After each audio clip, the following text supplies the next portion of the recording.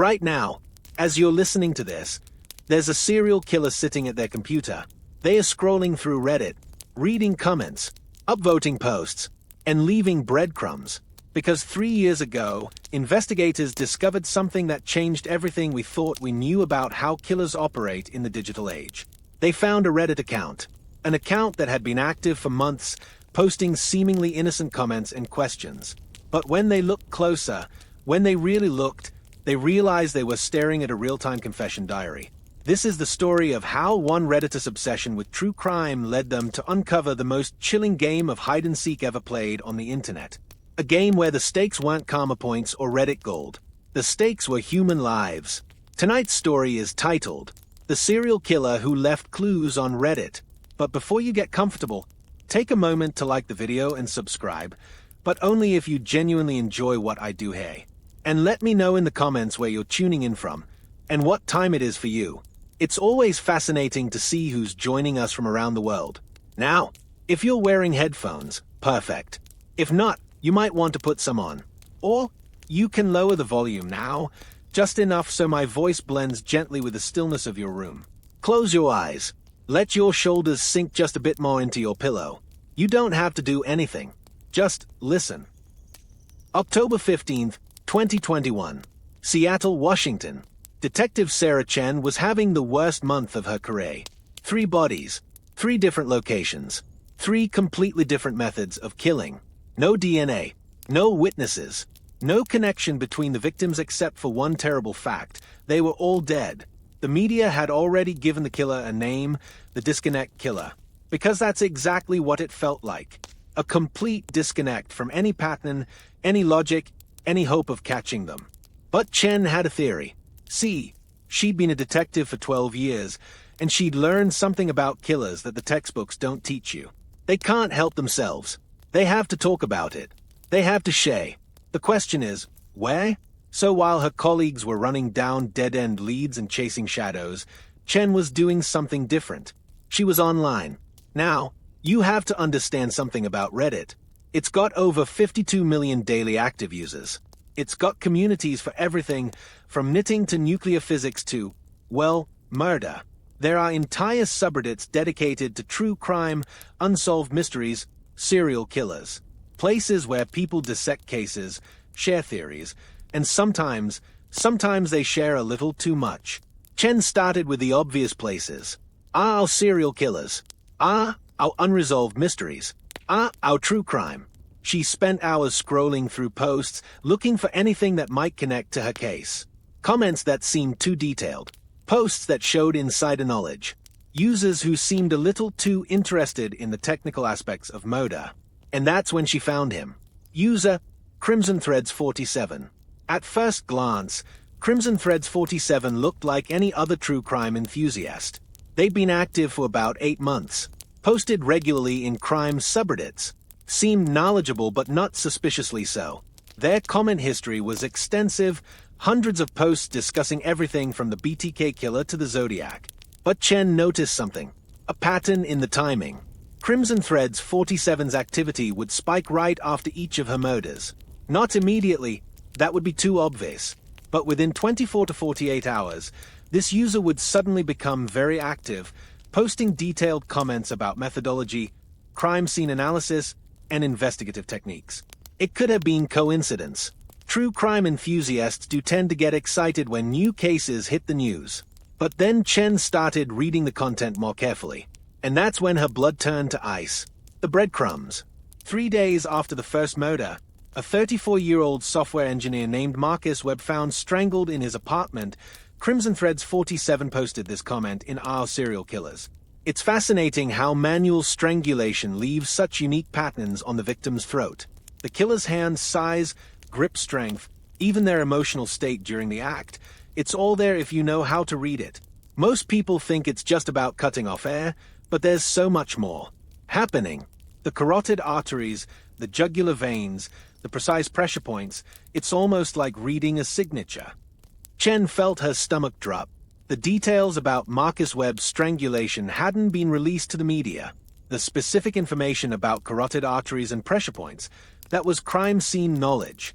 Knowledge that only the killer, the medical examiner, and 3 detectives possessed. But maybe it was just a coincidence.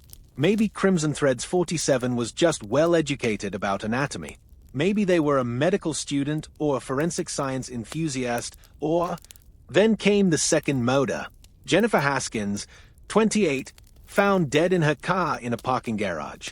Cause of death, a single precise puncture wound to the heart. The weapon was never found, but the medical examiner determined it was something thin and sharp, like an ice pick or a specialized medical instrument. 2 days later, Crimson Threads 47 posted in our Unresolved Mysteries. I've been thinking about the psychology of weapon choice in homicides. There's something so intimate about a precise, single-strike killing. It requires knowledge of anatomy, steady hands, and complete confidence. No hesitation. No second-guessing. The killer who chooses this method isn't driven by rage or passion. They are driven by control. They want to prove they can end a life with surgical precision. It's not about the victim's suffering. It's about the killer's own technical mastery. Chen printed out the comment and stared at it for 20 minutes. This wasn't general knowledge. This was insight. This was someone who understood the psychology behind Jennifer's murder because they had lived it. But the third murder, that's when Crimson Threads 47 made their first real mistake. David Park, 42, found dead in his home office. Apparent suicide by hanging, except for one problem. The knot was wrong. Not wrong like someone who didn't know how to tie a noose. Wrong like someone who was deliberately trying to make a murder look like a suicide but couldn't quite pull it off. The knot was a specialized climbing knot, a figure-8 follow-through. It's not something your average person would know, and it's definitely not something someone would use to hang themselves. It requires specific knowledge of rope work and climbing techniques. The detail about the knot was kept strictly confidential. Even David's family didn't know. The media reported it as a suicide, period. But 3 days later, Crimson Threads 47 posted this in our climbing. Quick question for the experienced climbers here. I've been practicing different knots for my indoor climbing sessions, and I'm having trouble with the figure-8 follow-through. I can get it tight enough, but something about the way it sits feels off. Like it's not quite right for what I'm trying to do. Any tips on getting the positioning perfect? I need it to hold weight reliably. Chen's hands were shaking as she took screenshots. This wasn't coincidence anymore. This was a confession. The hunt. Now, here's where the story gets complicated. Because identifying a Reddit user isn't like it is in the movies. You can't just type their username into some magic database and get their real name, address, and social security number. Reddit takes user privacy seriously. Getting account information requires warrants, court orders, and a lot of legal paperwork. The process can take weeks or even months. And Chen didn't have that kind of time, because Crimson Threads 47 was escalating. Their posts were becoming more frequent, more detailed, more personal. It was like they were getting addicted to the thrill of hiding in plain sight, of discussing their own crimes with thousands of people who had no idea they were talking to the killer. In our psychology, they posted, I've been reading about the concept of getting away with it and how it affects the human psyche. There's this rush, this incredible high that comes from successfully deceiving everyone around you. From knowing something that nobody else knows. It's not just about avoiding consequences, it's about the secret itself. The power of the secret. Does anyone else think about this kind of thing? In our confessions, they wrote, I sometimes wonder what it would be like to tell someone the truth about something huge. Something that would change everything. But then I realize that the moment you tell someone, you lose the power. The secret isn't yours anymore. So maybe the real question isn't whether you can keep a secret, it's whether you can live with keeping it forever. And in our credit, responding to a thread about what's the most dangerous thing you've ever done. I've walked the line between civilization and chaos. I've crossed boundaries that most people can't even imagine. And the scariest part isn't what I did, it's how easy it was. How normal I felt afterward. How I could just go back to my regular life like nothing happened. Chen was building a psychological profile in real time. Crimson Threads 47 was intelligent, methodical, and increasingly reckless.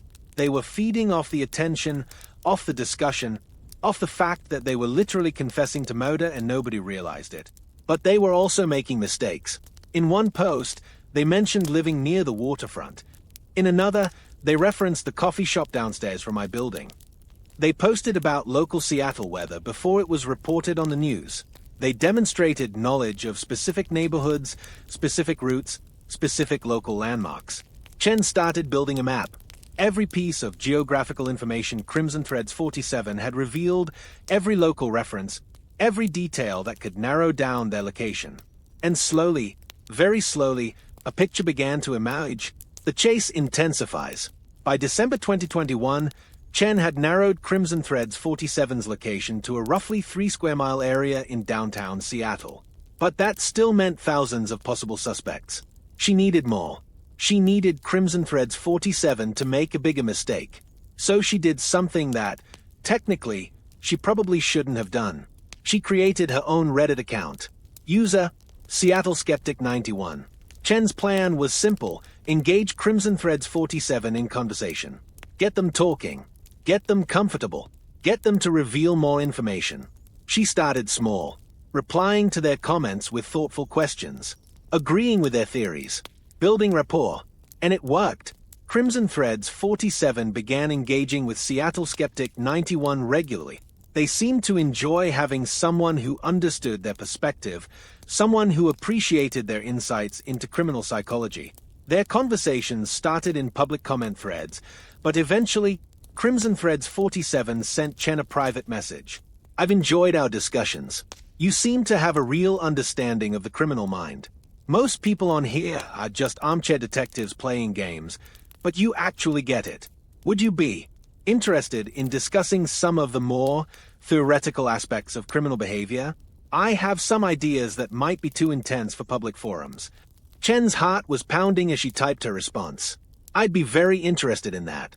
I've always believed that to truly understand crime, you have to be willing to think like a criminal, to explore the psychology without judgment. What followed was a series of private messages that would later become evidence in court. Messages where Crimson Threads 47 gradually revealed more and more about their theoretical approach to murder. They discussed the intellectual challenge of planning the perfect crime. They talked about victim selection, about avoiding detection, about the psychological satisfaction of outsmarting law enforcement. And then, in a message sent on January 3, 2022, Crimson Threads 47 wrote something that made Chen's blood run cold. The thing about theoretical discussions is that they are only valuable if they are based on real understanding, real experience. I've been thinking about our conversations, and I wonder, how far are you willing to go to truly understand the criminal mind? Because I could show you things that would give you insights no textbook ever could. Chen realized she was being recruited. Crimson Threads 47 wasn't just confessing to their crimes. They were looking for an accomplice. Or maybe they were testing her, trying to figure out if she was who she claimed to be. She had to make a choice: push forward and risk exposing herself, or pull back and lose the best lead she had. She chose to push forward. I'm willing to go as far as necessary to understand the truth. What did you have in mind? The trap. The response came 12 hours later. There's a coffee shop called Grind Coffee on Pine Street. Second floor seating area. Tomorrow, 3 p.m. Come alone. Bring something to read. We'll just be two people having coffee and discussing books. But if you're serious about understanding the real nature of crime, this conversation will change everything. Chen stayed at the message for a long time. This was it. This was her chance to identify Crimson Threads 47. But it was also incredibly dangerous. She would be meeting a serial killer face-to-face, alone, in a public place where they had chosen the location and the terms. She should call for backup. She should get a warrant. She should follow protocol. Instead, she decided to go. But not without precautions. She arranged for undercover officers to be positioned throughout the coffee shop. She wore a wire. She had a GPS tracker. And she had a signal. If she ordered a double-shot Americano, it meant she was in immediate danger. January 4th, 2022, 2:45 p.m. Chen walked into Grind Coffee carrying a paperback copy of In Cold Blood. She figured it was appropriate. The second floor was moderately busy. A few people working on laptops, a couple having what looked like a business meeting, some college students studying. She chose a table near the window and waited. 3 p.m. came and went. 3:05, 3:10. At 3:15, a woman approached her table. Mid-30s, brown hair, wearing jeans and a Seattle Seahawks hoodie. She looked completely normal, completely unremarkable. "Excuse me," the woman said. "Are you reading Capote? I love that book. Mind if I sit? I'm waiting for someone who seems to be running late." Chen's training kicked in. Stay calm. Stay in character. "Of course," Chen said. "It's a fascinating look at the psychology of murder." The woman smiled and sat down. "I'm Jessica, by the way." "Sarah." They made small talk for a few minutes. Jessica ordered a latte. Chen ordered a regular coffee. They discussed the book, the weather, the coffee shop. And then Jessica said something that made Chen's heart stop. "You know, I've really enjoyed our conversations online. Seattle Skeptic 91, right?" Chen felt the world tilt.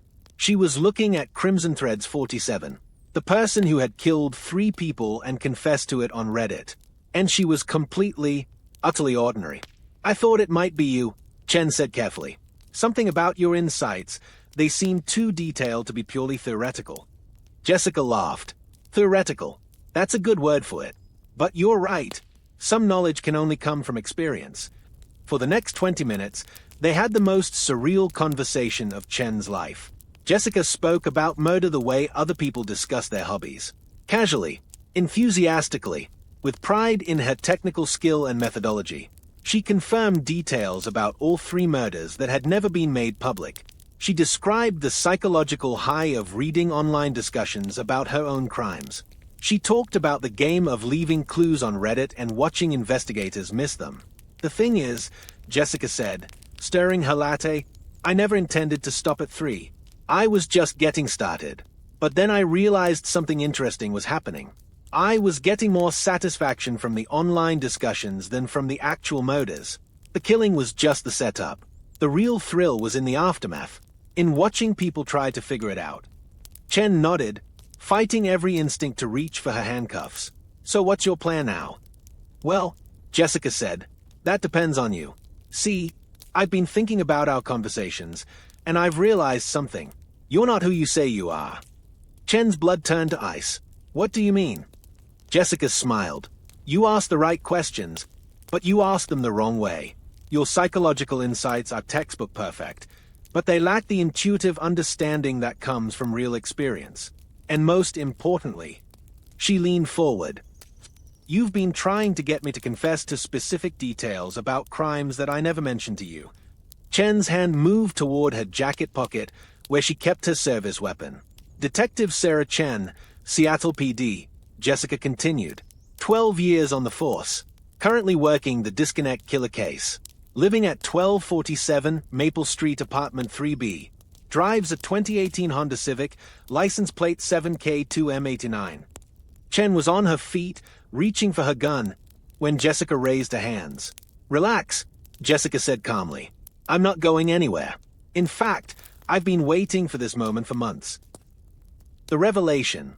"You see," Jessica continued, still sitting calmly at the coffee shop table, "I didn't come here to run. I came here to surrender, but I needed to do it on my terms. I needed to make sure I was surrendering to someone who would understand what I accomplished." Chen had her weapon drawn but not aimed. The other coffee shop patrons were starting to notice the commotion. "What you accomplished?" Chen said. "You murdered 3 innocent people." "No," Jessica said. "I created the first real-time digital confession in criminal history.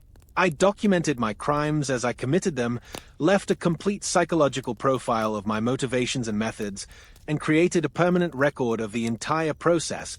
Do you understand what that means for criminal psychology? For law enforcement training? For understanding the mind of a killer?"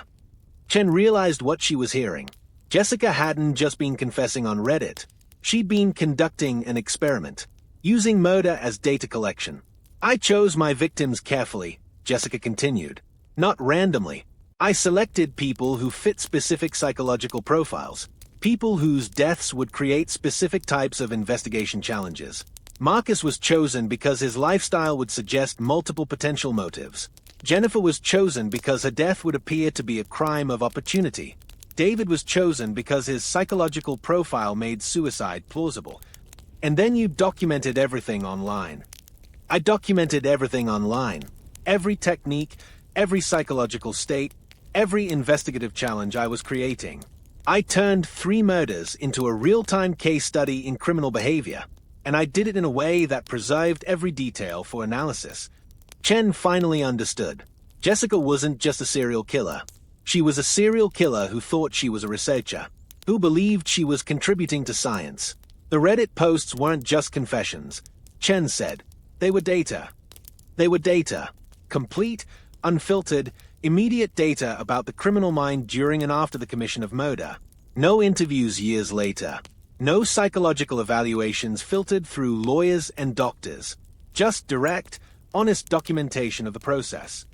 Jessica stood up slowly, keeping her hands visible. I'm going to confess to everything. I'm going to plead guilty. I'm going to cooperate completely with your investigation. But I have one request. What? I want my Reddit posts to be preserved as evidence. All of them. I want them to be made available to criminal psychology researchers, law enforcement training programs, and academic institutions. I want my experiment to have value beyond just the conviction. Chen stared at her. Even in surrender, Jessica was trying to control the narrative, trying to frame her murders as something more than what they were. You're under arrest, Chen said. I know, Jessica replied. But think about it, detective.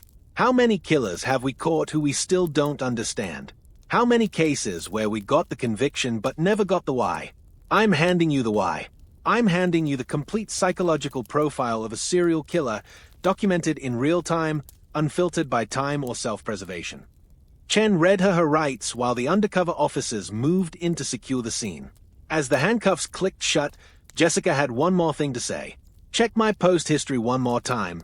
Detective, I left you something special. Something I posted this morning before I came here. The final revelation. Back at the station, after Jessica had been booked and processed, Chen opened her laptop and navigated to Crimson Threads 47's Reddit profile. The most recent post, uploaded at 9:47 a.m. that morning, was in our confessions. This will be my final post under this username. By the time you read this, I'll be in custody and the experiment will be complete. For the past 8 months, I've been documenting the psychology of a serial killer in real time. Every post, every comment, every interaction has been part of a comprehensive case study in criminal behavior. I've killed 3 people. I've documented the entire process. I've created a complete psychological profile of my motivations, methods, and thought processes. And I've done it all in public, where thousands of people could see it, discuss it, and analyze it. This account contains the most complete documentation of a serial killer's psychology ever created. Every detail of my crimes, every insight into my mental state, every aspect of my methodology is here, preserved forever. I'm not asking for forgiveness. I'm not asking for understanding. I'm asking for my work to be studied. I'm asking for my data to be used to prevent future crimes, to understand future criminals, and to give law enforcement tools they've never had before. The experiment is complete. The data is yours. Use it wisely. Crimson Threads 47-inch. Chen scrolled through the hundreds of comments that had already been left on the post. Most people thought it was fake, a creative writing exercise, an elaborate hoax. A few people had started connecting the dots, linking the post to news reports about the Disconnect killer case. But one comment stood out. If this is real, then you've created something unprecedented. A real-time confession, a complete psychological profile, and a comprehensive case study all in one. From a research perspective, this is invaluable. From a human perspective, it's horrifying. I hope you understand that your experiment destroyed 3 families and traumatized an entire community. Your data comes at a cost that can never be justified. The comment was from a user named ProfCrimPsych, probably a criminal psychology professor who understood the academic value of what Jessica had created, while also recognizing its human cost. Chen realized that Jessica's experiment was going to outlive Jessica herself. The Reddit posts would be studied, analyzed, and referenced for decades. Criminal psychology students would read them. Law enforcement officers would learn from them. Researchers would cite them.